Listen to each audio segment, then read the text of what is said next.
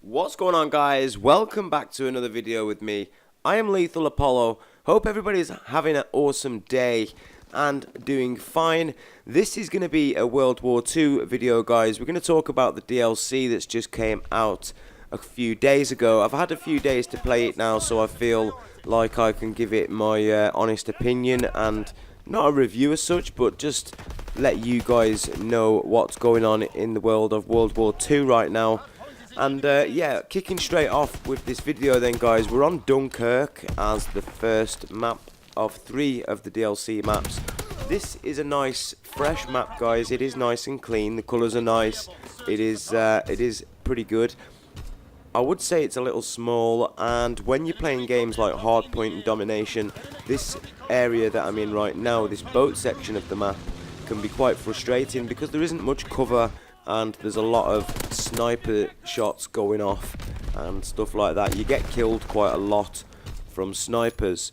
Also, this game has a problem with spawns. I've said it from day one, and it is still a problem in my opinion. Although Call of Duty will deny it and say that their spawns are actually amongst the best of all Call of Duties, sometimes you can spawn in an area, dominate that spawn with teammates, and you'll still notice other players spawn to the left or behind you, and that can be really frustrating. But as a whole, Dunkirk is a nice fresh map. It's not like anything we've seen before, so it's a good feel and a nice map.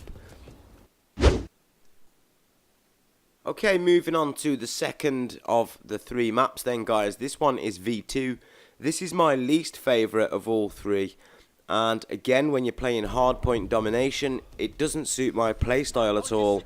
And I ended up trying to use all different weapons, trying to get a feel for the map. I was changing my class all the time, and I just couldn't get used to it, kind of. I didn't suit this map, and I don't feel like it's one that I will get much enjoyment from. However, once again, to be fair to Call of Duty, it is a nice new map. Again, it's clean and crisp. There hasn't been much problems with it to my knowledge. There is a couple of cool added features. One of them is a trap that you can activate down below, which will kill any of the enemy team if they're trying to approach this area that we're in right now. The only problem is you do not get any recognition for the kill, you don't get any XP for it, and it can also kill you and your teammates. So that's one of the negative things about it, but it is pretty cool. I do enjoy that they're adding new things into the game. Also, the classes have had a little bit of an overhaul. We've got unlimited sprint now, which is a real big added bonus in my opinion. It really helps with the flow of games and the pace. Definitely speeds things up, and if you're a run and gunner like me, it definitely helps you out. We've also got paint jobs and stuff now, which have been added in, so you can customize your own paint jobs and stuff like that, which is also awesome. This kind of thing should have been implemented at the beginning, in my opinion. They were a bit late on the table getting this done, but better late than never. Unfortunately for me, this game crashed for me on V2, so we do cut footage short right now. But I'll try and get some more gameplay of this up for you in the next few days.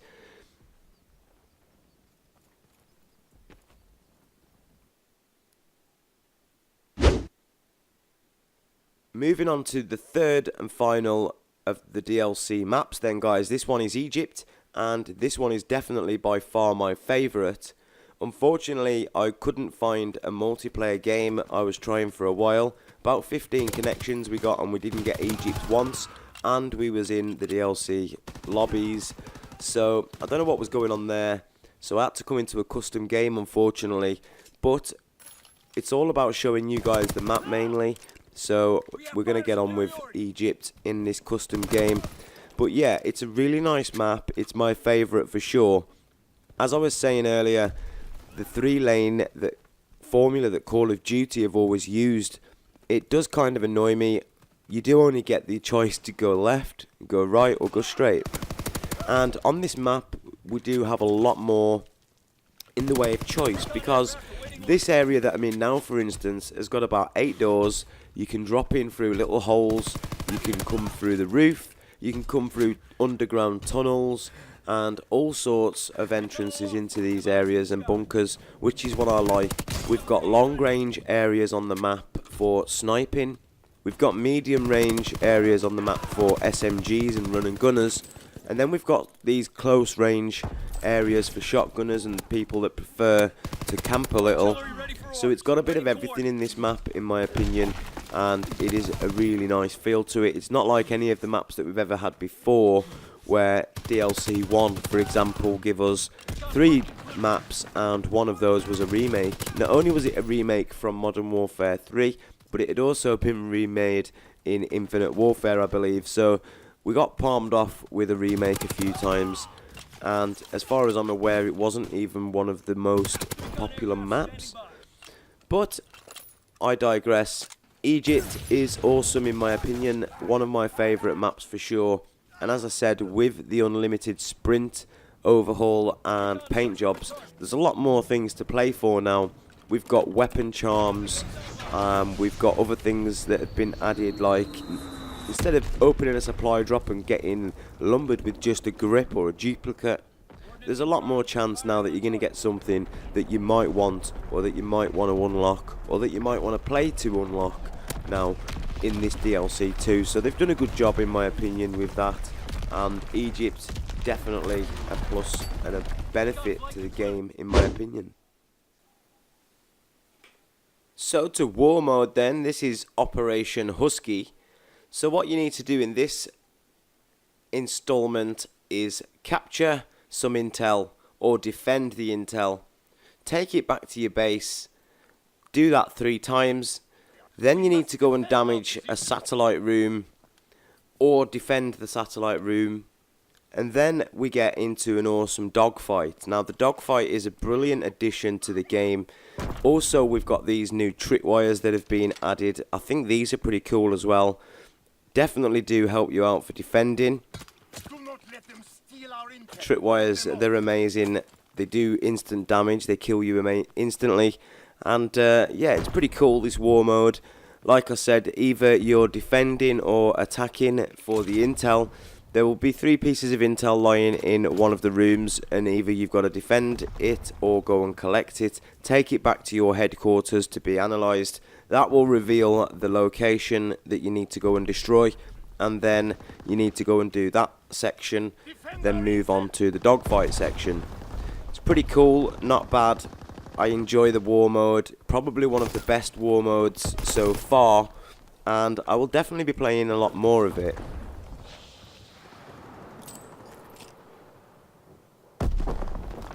Again, with the unlimited sprint, definitely helps you out in game and enables you to catch people up a little easier, like in situations like that. And yeah, it's pretty cool, this war mode overall. Again, the map is really clean and fresh. It's quite vibrant. I was expecting the dark, dingy colours as usual, but to be honest, they've done a good job with this DLC. I would say zombies could have done with a bit more attention to the colour, but other than that, they've not done a bad job. This dogfight part is new and refreshing. It's really good to see the new ideas flowing into the game, and it will definitely benefit the game. I really enjoyed this segment of the war mode. However, it can be frustrating when you go out of bounds. Sometimes you'll fly back in bounds and the clock will still be counting. You'll blow up and you'll die basically. And sometimes you'll be trying to shake the enemy planes off and you can't, and they're trying to shake you off and they can't. I think the movements on the planes are a little I wouldn't say even iffy, they're a bit, it does kind of feel smooth, and they've done a good job with it. I'm not criticising it in any way, but as you can see from me then, I was trying to shoot that plane then, and then he flew past. Now for me to try and lock on to him again now, it's almost impossible. I've lost complete sight of him, and we're moving on to someone else. So yeah, other than the movement of the planes that maybe needed a little more work, other than that, it is amazing to see this new addition to the game. It is really good. It felt good. I enjoyed playing it. I will enjoy playing it in the future, and hope you guys will as well. Definitely DLC 2 is a big improvement on DLC 1 in my opinion. with the updates and the sprint overhaul and class overhaul as well.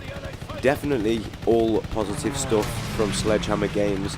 They're definitely listening to the fans, and they're definitely implementing new ideas into the game, which means they care about the game and the community, which is a good thing for everybody, guys.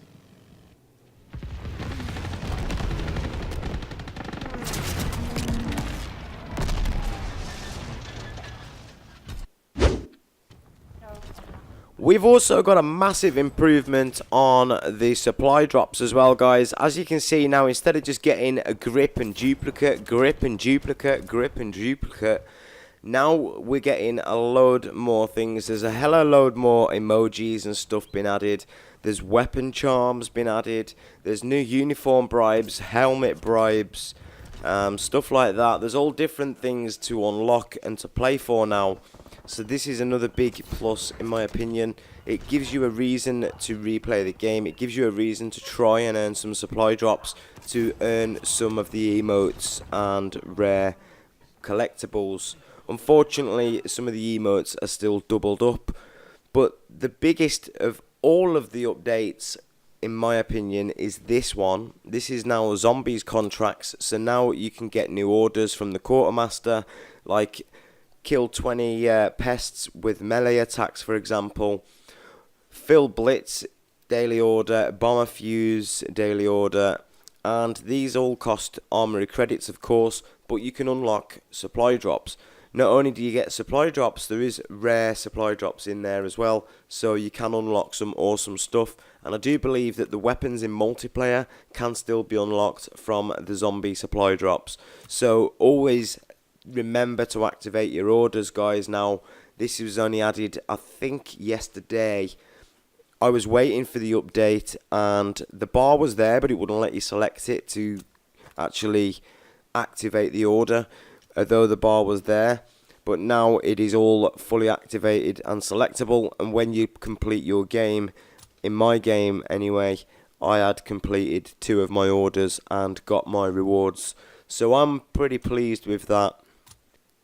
All the consumables there, just ready for you to select and use in game. So that's all awesome.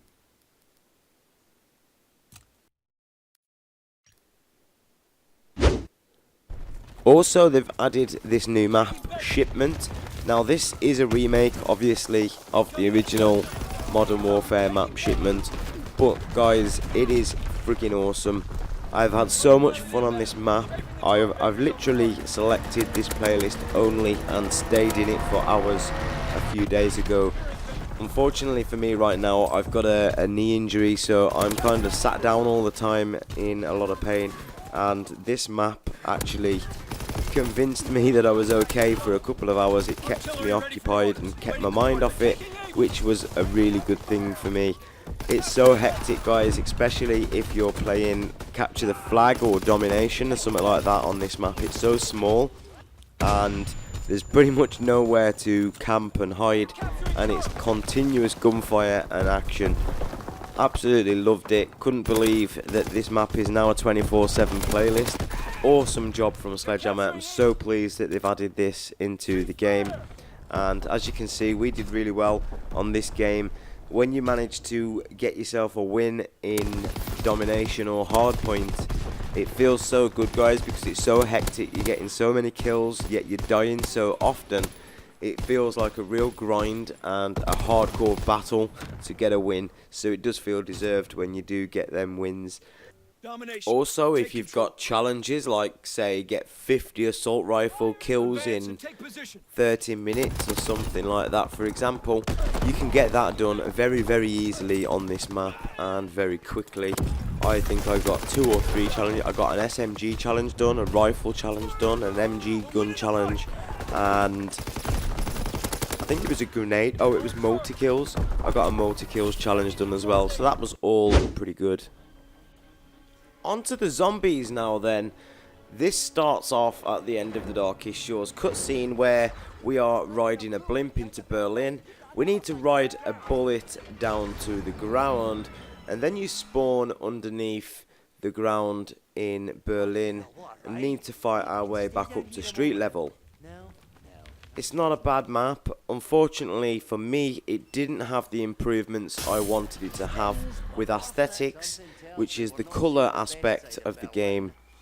I also wanted it to have a big improvement with replayability, and I also wanted it to have some kind of rewards for playing it. They have listened to the fans in some aspects and given us the rewards part of it. However, the colour is still fairly dark and dingy, and in my opinion disappointing. The graphics and everything overall are pretty awesome. You have to give Sledgehammer full credit for that. Again, they've done something special by changing it up. All zombies in the past, we've had to make our way to a power switch, but in this zombies, we just need to make our way to the radio. But you need to pay attention to the frequency and get that right, which can be frustrating at times.